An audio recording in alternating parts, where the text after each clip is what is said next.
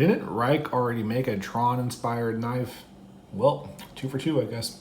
How you doing today, folks? Welcome to the review of the Rike Tulay g10 plus forest green, F green. That's a neon forest. Anyways, this is a G10 integral knife that's been making the rounds for a while now. I finally got it in hand, and this thing is actually pretty sweet. First off, we have incredible action with a fantastic snap. Listen to that. That is a sweet, sweet song, and it can sing a lullaby to me all night. Yep, that was kind of weird. Anyways, we also have fantastic disengagement. It does drop down, just a slight shake.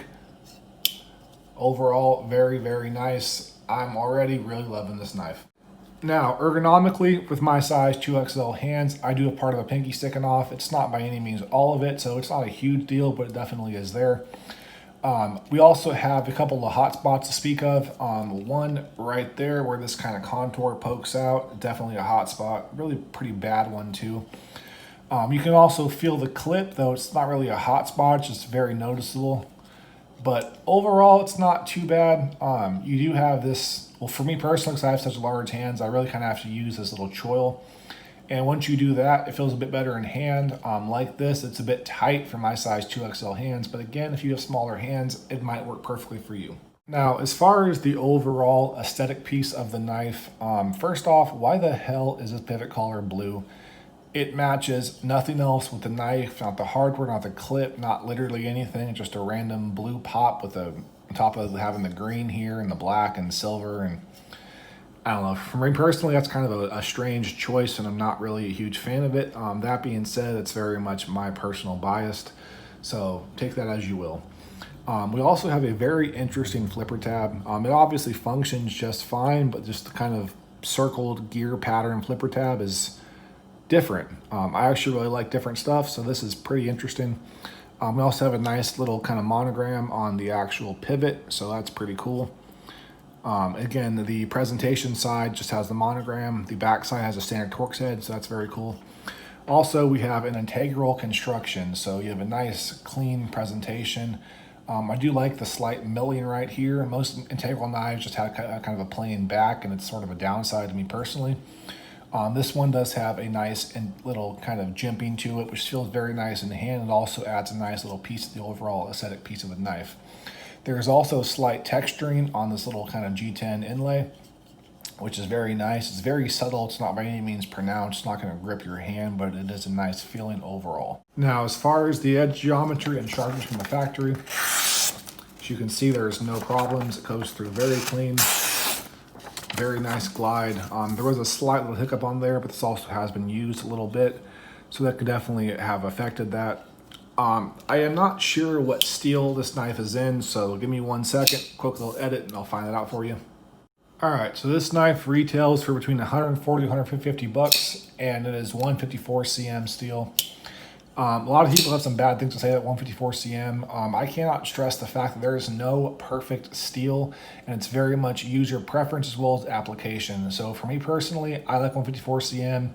If you don't, that's up to you. That being said, for 150 bucks, it's kind of middle of the road as far as the actual pricing goes. That being said, I still like this knife. I actually just bought the red and carbon fiber version, so clearly I enjoy this knife. Now, as far as the overall size of the knife, here are a few of my personal favorites for size comparison, as well as some of the standard EDC staples of the industry. As you can see, it does fit very nicely into that nice EDC category. It's also a very, very light knife, being entirely made of G10, which is a very light material.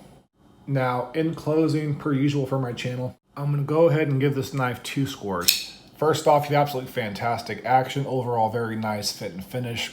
Minimal hot spots. Again, you have a hot spot right there, hot spot right there. Less than ideal for 2XL hands. For me personally, this knife's gonna be a 5. That being said, if you do happen to have smaller hands, I would recommend this knife highly. I would give this knife an 8 out of 10 all day long. Again, for 150, it's a relatively budget price. 154 cm is a decent steel, nothing great, but it definitely is very user-friendly, very easy to sharpen, very easy to maintain. The centering does very slightly favor the actual presentation scale, but again, that's kind of small potatoes. 8 out of 10 for this knife. It's a fantastic piece. Very interesting to have a G10 integral. I am surprised how well this works. I hope they make a lot more of these. I actually really like G10 as a material. It's very grippy, very textile, also very light and functional. And G10 can actually go through a whole lot of hell.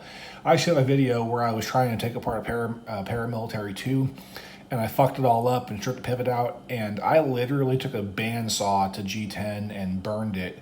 And I was really surprised at just how much it took. Like, that G10 is such a durable material. So to make a knife fully out of that, some folks might seem like a bad idea, but I can't stress the fact that this knife is not going to break. G10 is crazy, and I really like this knife. And again, I went out and bought one, so the red carbon fiber one should be here shortly.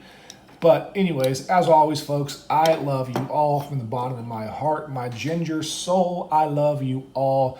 So to have a great day, morning, noon, or night, whatever you are doing, please take care. Have a great one. As always, once again, because I'm going to repeat myself, I love you, and bye.